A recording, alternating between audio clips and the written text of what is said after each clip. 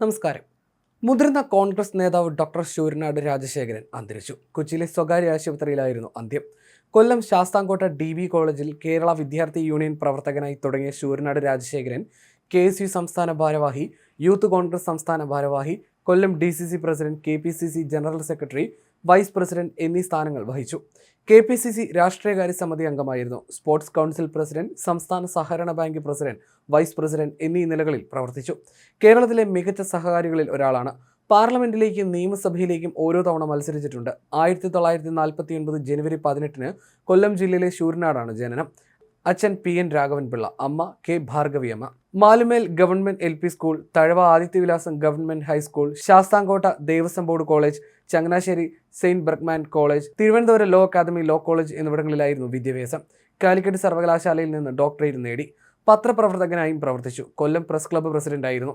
LIC of ഇന്ത്യയുടെ ഭരണസമിതിയിൽ കേന്ദ്ര സർക്കാരിന്റെ പ്രതിനിധിയായി ഡയറക്ടറായി പ്രവർത്തിച്ചു. വീക്ഷണം ദിനപത്രത്തിന്റെ മാനേജിംഗ് എഡിറ്ററുമായിരുന്നു. ഭാര്യ ഉദയ രാജശേഖരൻ, ലക്ഷ്മി, നിശാന്ത് മേനോൻ, അരുൺ ഗണേഷ്, ദേവി എന്നിവർ മക്കളാണ്. മാറുന്ന ഇന്ത്യൻ രാഷ്ട്രീയം 2019 അദ്ദേഹത്തിന്റെ പ്രധാന കൃതികൾ.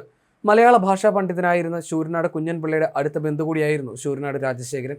പാർലമെന്ററി രാഷ്ട്രീയത്തോട് കൂടുതൽ താല്പര്യം ശൂരനാട് കാട്ടിയിരുന്നില്ല. 2016 ചാത്തന്നൂരിൽ മത്സരിച്ചെങ്കിലും നിയമസഭയിലേക്ക് ജയിച്ചില്ല. ജോസ് കെ മാണിക്കെതിരെ രാജ്യസഭാ സ്ഥാനാർത്ഥിയായി മത്സരിച്ചിരുന്നു. സൗമ്യമായ ഇടപെടലായിരുന്നു ശൂരനാടിന്റെ മുഖമുദ്ര. കോൺഗ്രസിൽ കരുണാകരനൊപ്പം നിലയുറപ്പിച്ച നേതാവ് കൂടിയായിരുന്നു. സമകാലീന കോൺഗ്രസ് രാഷ്ട്രീയത്തിൽ ഗ്രൂപ്പിന് അതീതമായ നിലപാടുകളായിരുന്നു ശൂരനാടിൻ്റേത്.